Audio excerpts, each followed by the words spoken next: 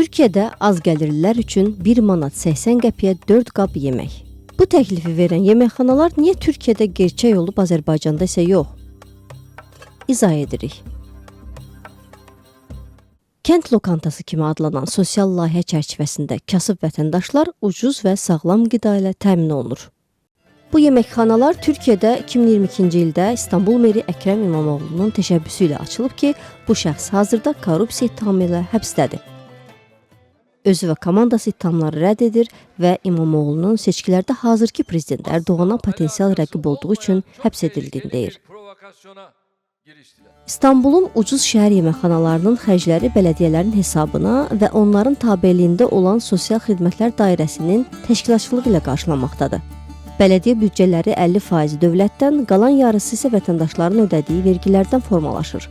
2022-ci ildə azgəlirli İstanbullular üçün ilk belə restoran ümumi büdcədən 2 milyard lirə, təxminən 89,4 milyon manat ayrılmaqla açılıb. 2024-cü ildən 9,5 milyard manatlıq büdcəyə malik bu bələdiyyənin hesabına İstanbulda azgəlirlilər üçün 17 yeməkxana fəaliyyətdədir. Bəzi bələdiyyələrə imkanlı şəxslər iyanələr edir. Perspektiv üçün isə bələdiyyə torpaqlarında tərəvəz yetişdirərək yeməkxanaya dəstəklər nəzərdə tutulur. Bir çox insanın iş yerinə çevrilən bu məkanların sayının 40-a çatdırılması planlanır. Bu restoranları açanda universitetlərə yaxın, təqaüdçülərin çox və yaşam səviyyəsinin aşağı olduğu yerlərə üstünlük verirlər. Bu restoranlar kasıbların, az təminatlıların, pensiyaçıların saraylarıdır. İnsanların həyatını çətinləşdirən bu pis iqtisadi idarə etmədən çıxış ümidi bundadır. Təqdim etdiyimiz xidmətin heç bir partiya yönümlü tərəfi yoxdur.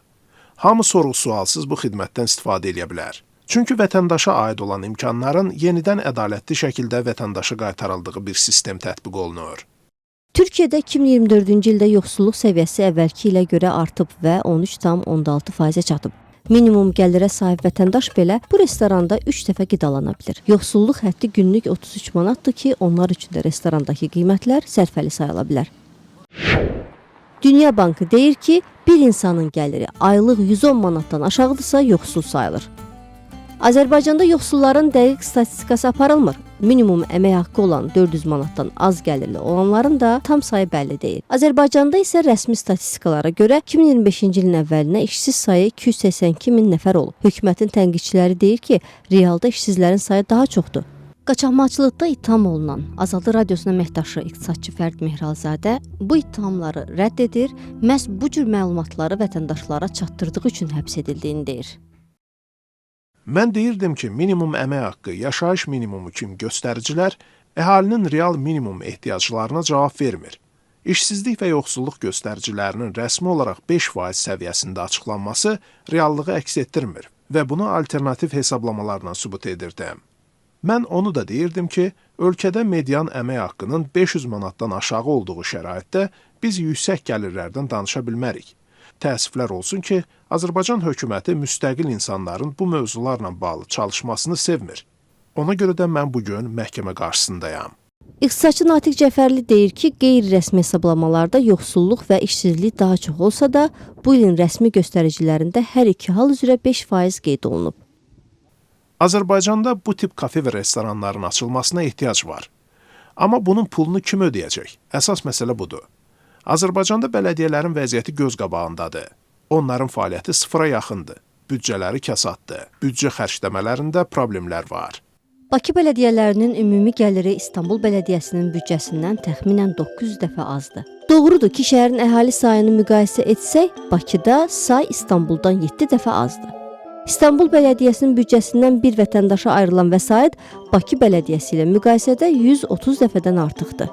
Bakıda bələdiyyələr əhaliyə günə yalnız 2 qəpik xərcləyə bilərsə, İstanbulda azı 3 manatdır.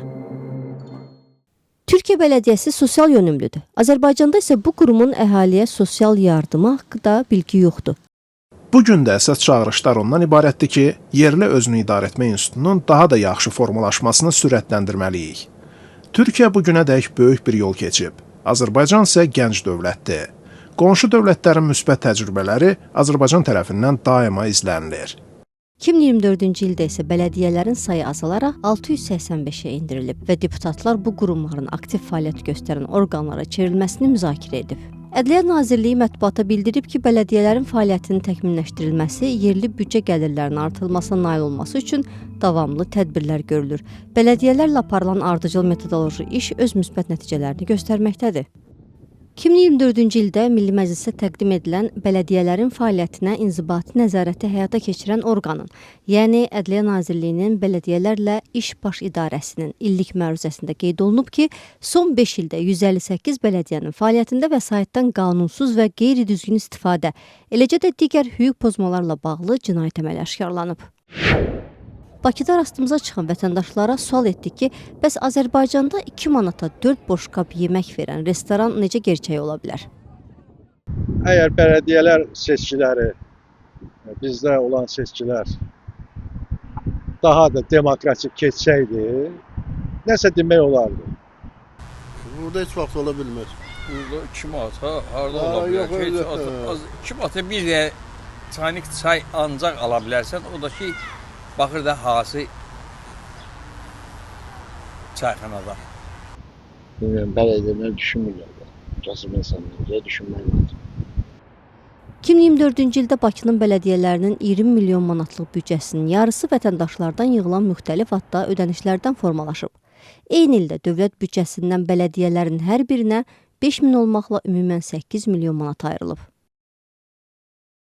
Bütün bu məsələlər onları düşündürmür. Onlar vəzifə kimi baxırlar bələdiyyəçiliyə. Çünki seçilmirlər, təyin edilirlər.